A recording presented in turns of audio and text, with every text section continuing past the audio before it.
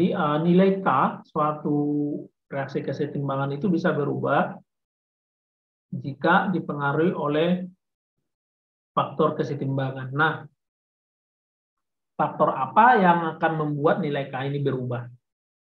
Maka mari kita perhatikan. Faktor kesetimbangan ada 4 ya, ada 4 faktor kesetimbangan. Yang pertama ada konsentrasi,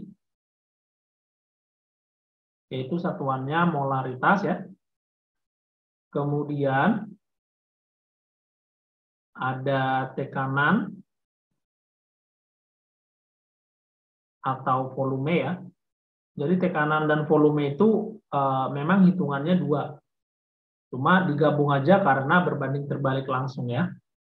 Kemudian yang terakhir adalah suhu. Nah, jadi dari 4 faktor-faktor yang mempengaruhi pergeseran kesetimbangan ini, ada faktor yang bisa mengubah nilai K.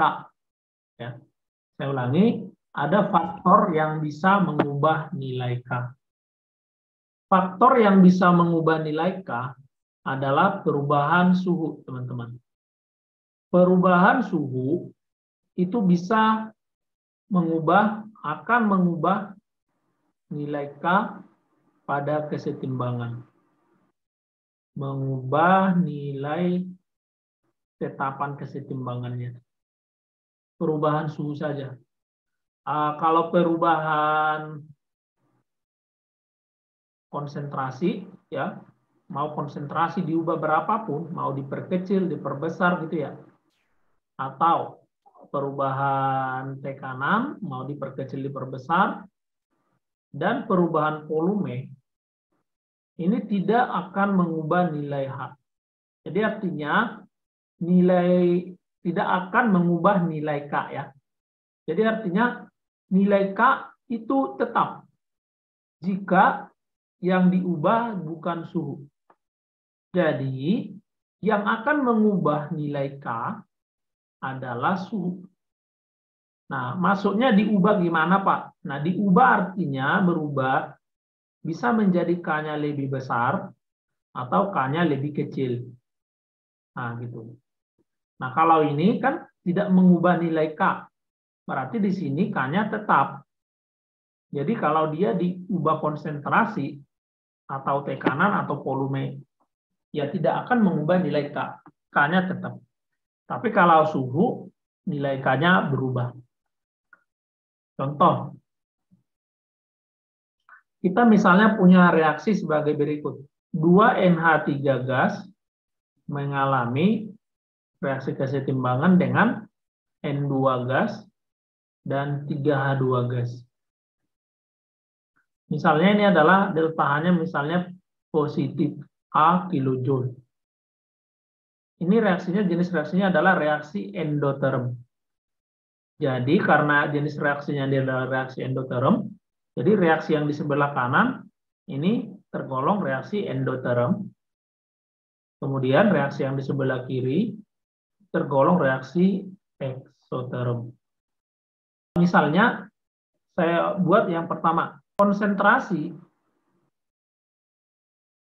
Misalnya konsentrasi NH3 ditambah. Maka nilai K-nya gimana? Maka nilai K-nya tetap. Jadi konsentrasi NH3 ditambah, nilai K-nya tetap. Artinya konsentrasi diubah tidak akan mempengaruhi nilai K. Maupun nanti konsentrasi NH3 dikurangi, nilai K-nya itu tetap tidak berubah.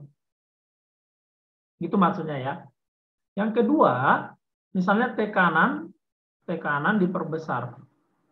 Tekanan ditambahkan atau diperbesar. Kalau tekanan diperbesar atau ditambahkan, artinya itu volume diperkecil kan? Nah, jadi ini sepaket. Ini juga nilai K-nya itu tidak berubah, teman-teman. Atau dua-duanya dipakai. Misalnya gini, udah konsentrasi ditambahkan, tekanan diperbesar. Ya nggak akan mengubah nilai K. Jadi kita perhatikan di sini, teman-teman. Nilai K-nya itu akan selalu tetap. jika faktor yang diubah adalah konsentrasi, tekanan, dan volume. Nah, bagaimana kalau suhu diubah? Nah, misalnya suhu diubah. Suhu diubah ada dua kriteria dong di sini. Ya. Bisa saja suhu yang diubah itu yang pertama, suhu dinaikkan kan? Bisa dong. Dan kemungkinan yang kedua, bisa saja suhunya itu diturunkan. Nah, pertanyaannya bagaimana nilai K? Nah, di sini kan artinya suhu diubah, teman-teman. Maka K-nya itu tidak akan tetap. Kita akan lihat perubahan nilai K-nya itu, apakah dia lebih besar atau lebih kecil. Nah, gitu. Bagaimana kita mengetahui di reaksi ini dia K-nya lebih besar atau K-nya lebih kecil jika suhu dinaikkan atau suhu diturunkan? Maka ingatlah, kalau kita mencari K, maka produk itu kan di atas kan teman-teman. Produk pangkat koefisien dibagi reaktan, konsentrasi reaktan pangkat koefisien. Kalau dia KC kan. Artinya gini. Jadi kalau kita mencari nilai K, kalau produknya akan bertambah, K berbanding lurus dengan jumlah produk, ya kan? Jadi kalau produknya bertambah, artinya kan nilai K-nya akan semakin besar dong. Ya kan? Dan sebaliknya, kalau produknya berkurang, K-nya kecil. Atau kalau produknya berkurang kan reaktannya bertambah kan. Jadi kalau reaktannya bertambah, K terhadap reaktan berbanding terbalik. Jadi kalau K-nya makin besar, ya reaktannya makin kecil. Nah, kalau reaktannya bertambah, berarti nilai K-nya akan semakin kecil. Kebetulan reaksi yang saya buat contoh adalah reaksi endoterm. Maka endotermnya di kanan, eksotermnya di kiri. Ya kan? Nah, bagaimana seandainya ini adalah reaksi eksoterm? Maka eksotermnya di kanan, endotermnya di kiri. Gitu ya, teman-teman. Jadi di sini suhu dinaikkan, maka kalau kita mendengar kata suhu dinaikkan, dia akan bergeser ke arah siapa? Ke arah suhu dinaikkan, dia bergeser ke arah endoterm. Ya, karena endoterm itu adalah reaksi yang membutuhkan kalor. Nah, kalau suhu diturunkan, maka reaksi akan ke arah eksoterm. Nah, di dalam reaksi ini endoterm itu ke arah mana sih? Maka kita akan jawab dalam reaksi ini endotermnya ke arah produk. Eksotermnya ke arah reaktan. Nah, jadi kalau suhu dinaikkan di dalam reaksi contoh ini, ya kan? Maka produknya akan bertambah. Produk bertambah membuat nilai K semakin besar. Jadi kesimpulannya K-nya akan bertambah, teman-teman, semakin besar. Nah, demikian juga si suhu diturunkan karena dia harus ke eksoterm dan kebetulan eksotermnya itu di sebelah reaktan, maka reaktannya bertambah, nilai K-nya berkurang. Nah, jadi nilai K hanya berubah jika suhunya berubah.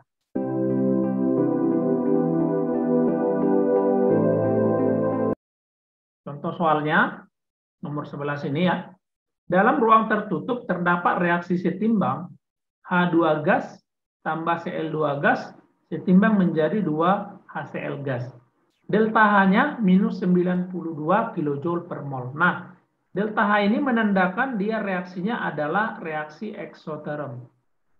Berarti reaksi di atas itu, yang sebelah kanan itu eksotermnya, karena reaksinya reaksi eksoterm. Maka sebelah kiri ini adalah reaksi endotermnya.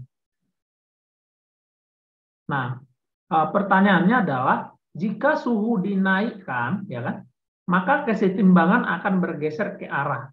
Nah, kalau suhu dinaikkan, suhu naik, dia akan bergeser ke arah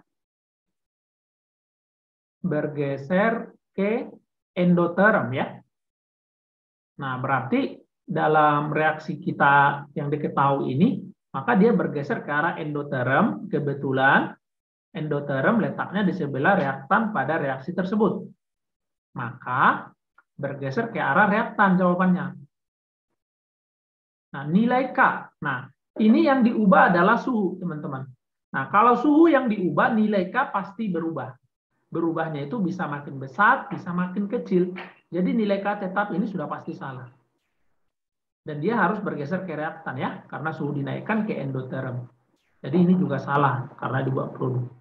Nah, pertanyaannya K-nya makin besar atau makin kecil. Nah, lihat. Reaktan itu kan kalau dirumuskan berbanding terbalik tadi, seperti yang saya jelaskan. Jadi kalau dia bergeser ke endoterm, artinya di arah di endotermnya itu si reaktannya akan bertambah banyak. Kalau reaktan bertambah banyak, nilai K akan semakin kecil. Karena dia berbanding terbalik. Maka jawabannya adalah dodol. Nah, seperti itu teman-teman ya. Jadi harus ada kata-kata suhu diubah. Kalau suhunya tidak diubah, maka tidak akan terjadi perubahan nilai K. Walaupun misalnya diubah konsentrasi, tekanan volume juga diubah, walaupun semuanya diubah, tapi selama suhunya tidak berubah, nilai K-nya tetap.